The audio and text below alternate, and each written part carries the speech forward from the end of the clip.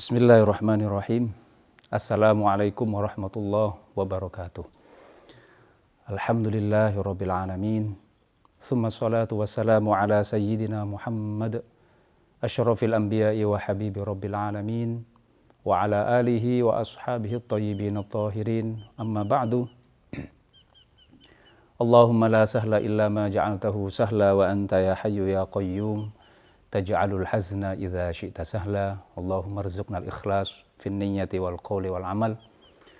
Pemirsa dimanapun berada, Allah Ta'ala berfirman, A'udzu billahi samii'il alim minasyaitonir rajim. Bismillahirrahmanirrahim. Syahru Ramadan alladzi unzila fihil Qur'an hudal linnas wa bayyinatin minal huda wal furqan. Al-ayah. Wa qala Rasulullah Muhammad sallallahu alaihi wasallam, khairukum man ta'allamal Qur'an wa 'allamah. Rawahul Bukhari. Ma'asyiral muslimin, pemirsa dimanapun berada, Al-Qur'anul Karim adalah kitab suci umat Islam yang merupakan wahyu yang datangnya dari Allah Subhanahu wa Ta'ala dan merupakan mukjizat terbesar baginda Rasulullah Muhammad SAW.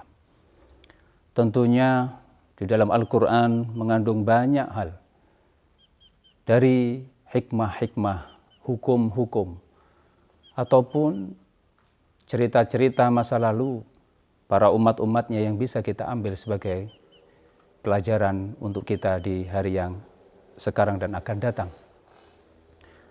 Sebagaimana yang disebutkan di dalam Al-Quran, bahwasanya Al-Quranul Karim ini adalah pedoman hidup manusia.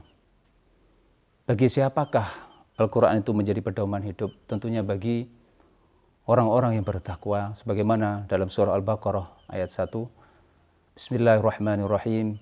Alif Lam Mim. Dzalikal kitabu la raiba fihi hudal lil muttaqin. Ayat ini maknanya adalah Alif Lam Mim. Dzalikal kitabu la raiba fihi. Inilah kitab, itulah kitab Al-Qur'an, la raiba fihi, tidak ada keraguan di dalamnya. Hudal lil muttaqin, petunjuk bagi orang-orang bertakwa. Ma'asyiral muslimin rahimakumullah. Sehingga Al-Quran ini bisa jadi petunjuk bagi orang bertakwa, tentunya orang-orang itu harus mempelajarinya. Mempelajari Al-Quran tentunya dari guru, yang guru tersebut memiliki mata rantai keilmuan sampai ke baginda Rasulullah Muhammad SAW. Karena dengan mempelajarinya dengan baik dan benar Al-Quran, maka tentunya orang tersebut akan bisa mendapatkan pahala di saat dia membaca Al-Quran tersebut. Karena baginda Rasulullah Muhammad SAW bersabda, man qara'a harfan min kitabillah falahu hasanah wal hasanatu bi asyri amthaliha. La aqulu alif lam mim harf lakin alif harfun wa lam harfun wa mim harfun. Atau kama qalahu Rasulullah Muhammad SAW. Mempelajari Al-Quran, membaca Al-Quran, pahalanya cukup besar. Satu huruf Al-Quran, jika dipelajari dengan baik dan benar, dia mendapatkan balasan 10. Bisa dibayangkan kalau kita membaca dengan baik dan benar dari guru yang benar-benar memiliki mata rantai keilmuan dari Rasulullah SAW, tentunya ini akan mendapatkan banyak pahala, sebagaimana dijanjikan oleh Rasulullah SAW.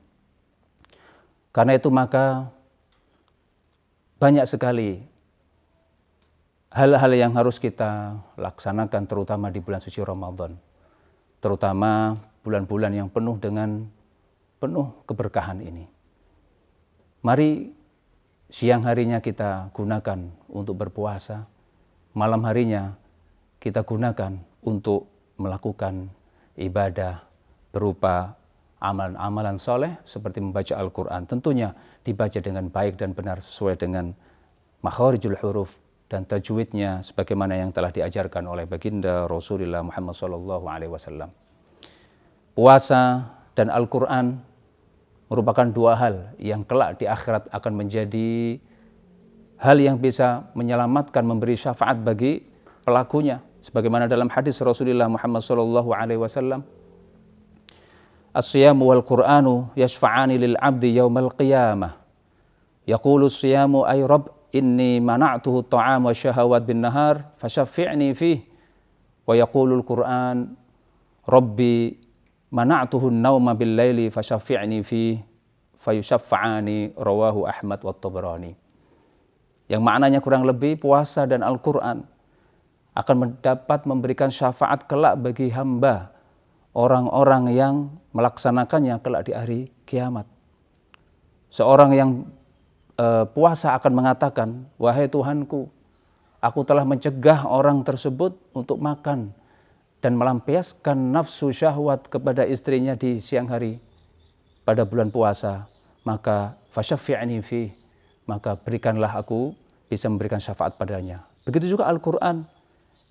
Al-Quran minta, memohon pada Allah, ya Allah, aku telah menjaga dia, aku telah menahan dia di malam hari untuk dia tidur, namun dia membaca Al-Quran, maka dengan itulah berikanlah aku kesempatan untuk bisa memberikan syafaat kepadanya. Ini yang bisa kita sampaikan. Tentunya apabila kita ingin mendapatkan keutamaan dari Al-Quran, kita harus mempelajarinya kepada guru yang benar-benar memiliki mata rantai ilmu sampai ke baginda Rasulullah Muhammad SAW. Dan akhirnya semoga kita menjadi orang yang masuk ke dalam khairukum man ta'allamal Qur'an wa 'allamah. Sebaik-baik kalian adalah orang yang mempelajari Al-Quran dan mengajarkannya. Demikian yang bisa kami sampaikan, kurang lebihnya mohon maaf. Wallahu ta'ala alam wa ahkam. Wallahul muwafiq ila aqwamit thoriq. Assalamualaikum warahmatullahi wabarakatuh.